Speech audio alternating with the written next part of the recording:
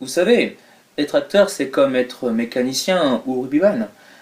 À savoir que les outils que j'utilise sont les mécanismes qui régissent les émotions humaines. Salut Leonardo, c'est Sly. Non. Abonnez-vous. On va commencer cette vidéo donc par une explication de la fuite. Bonjour Cyril. Bonjour. Comment t'es venu l'idée de la fuite? J'étais dans les Pyrénées vraiment en vacances, je mangeais dans une table où il y avait les 6 tables, tout ça comme dans la fuite. Et il y a une femme qui passe devant le gardien de fuite et qui dit qu'il y a un problème de pression dans les tuyaux.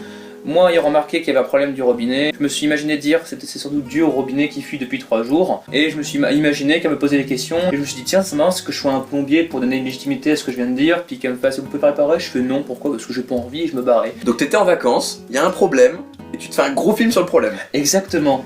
Et Parce que j'ai que ça à foutre. voilà. Mais comment t'en es arrivé à avoir le script, qui est quand même long, de Bah en 15-18 minutes, fait c'est juste, j'écris comme ça et j'écrivais les répliques comme ils me venaient en tête. Je savais pas du tout comment ça se terminait, je l'ai terminé et après bien sûr je l'ai refait avec Alex. Donc en gros, l'embrouille elle aurait pu s'étaler sur des heures et des heures voilà, en fait. mais j'aurais pu faire une série complète sur un putain de robinet qui fuit, effectivement. Alors du coup, comment t'as réussi à passer d'un script à une vidéo?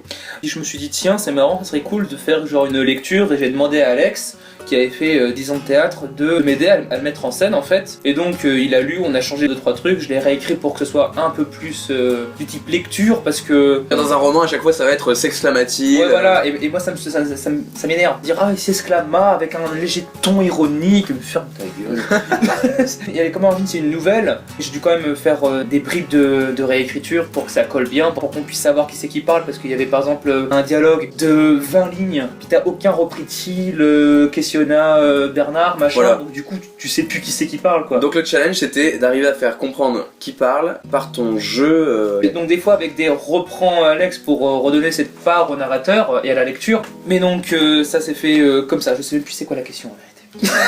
D'accord, très bien. Eh bien abonnez-vous à la chaîne. Est-ce que tu penses que ça a été facile de te mettre en scène? Non pas du tout, bah déjà je n'articule pas. T'as des gros bugs, souvent. Donc je bafouille un petit peu et donc là c'était 7 pages en caractère 10, donc bon pour ceux qui font du théâtre c'est pas beaucoup, moi j'en ai jamais fait, je fais souvent des courts métrages et donc du coup c'est quoi? C'est une phrase, on coupe, c'est bon, action, tu l'as dit, coupé, tu la recommences tant que t'as pas fait. Là c'était 7 pages d'une traite, Ouais. t'as même pas de plan, t'as même pas de cut, c'est tout plan séquence, donc du coup il m'est arrivé facile, hein. plusieurs fois de bugger et de tout recommencer. Donc il fallait faire attention à ma diction, faire attention à mes mouvements. Et donc faire les deux, tout ça, c'était vraiment énormément de boulot. Pourquoi s'être mis ce challenge? Je voulais essayer d'autres formats et j'avais déjà essayé de faire ça avec Cogito qui s'était viandé d'une manière Astronomique. apocalyptique. Puis comme c'était un moment où j'aimais bien regarder des spectacles genre Lucini, je me suis dit tiens ça pourrait être pas mal tout ça d'écrire une histoire et genre de la lire comme ça parce que pas la mettre en scène parce que fallait trouver un chalet, fallait trouver la montagne. Lecture c'est très bien, je suis tout seul. Pas mal, mais surtout que j'aime bien la manière dont des fois les gens racontent. Je prends l'exemple dans Kaamelott quand Arthur raconte son rêve, moi je visualisais le rêve, je le voyais pas lui en train de raconter, j'étais dans le rêve. Et c'est ça que je voulais montrer en fait, dans le théâtre on est toujours dedans quoi, c'est pas besoin de décor, juste la parole, un peu de prestance et balancer l'histoire et je voulais qu'on rentre dedans. Après ce que j'ai réussi ou pas ça c'est autre chose. Et donc si je comprends bien, en fait c'est comme si quelqu'un lisait l'histoire dans un livre, mais en ayant quand même une certaine indication au niveau du jeu des personnages. Moi j'aime beaucoup faire des dialogues et faire une histoire en fonction des dialogues en fait, c'est les dialogues qui guident. Effectivement c'est le seul truc que je veux que ce soit comme ça. Si j'ai bien compris, les dialogues c'est ce que tu préfères faire, la lecture c'est ce qui s'y prête le mieux parce que c'est la meilleure façon pour toi de mettre le plus en avant le dialogue en fait. Ouais. Non. Merci à tous d'avoir regardé cette vidéo. Quel a été l'aspect le plus sympa pour toi, le plus amusant à faire? Je me souviens d'un moment où je regarde Alex, parce que je répète chez moi tout ça, et je le regarde et je fais c'est marrant parce que les dialogues j'ai l'impression que c'est évident, tu vois, que un mec dit ça et que l'autre va répondre ça devient évident. C'était eux qui parlaient via ma voix, et je fais t'as vu quoi, c'est damn.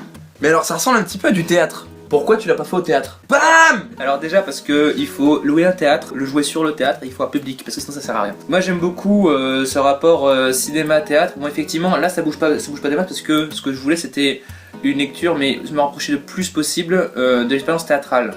Parce que j'ai jamais fait de théâtre. En me rapprochant de cette expérience théâtrale qui est de tout apprendre par cœur et d'être vraiment...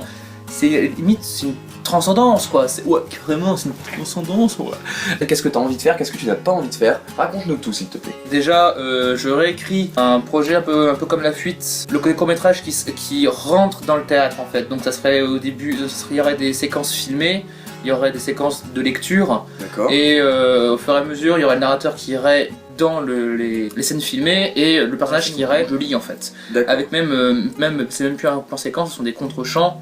Où tu vas vraiment jouer sur la relation entre Voilà, théâtre et entre le court-métrage. cinéma et le théâtre, à travers une histoire qui est en cours d'écriture. Et bah boss.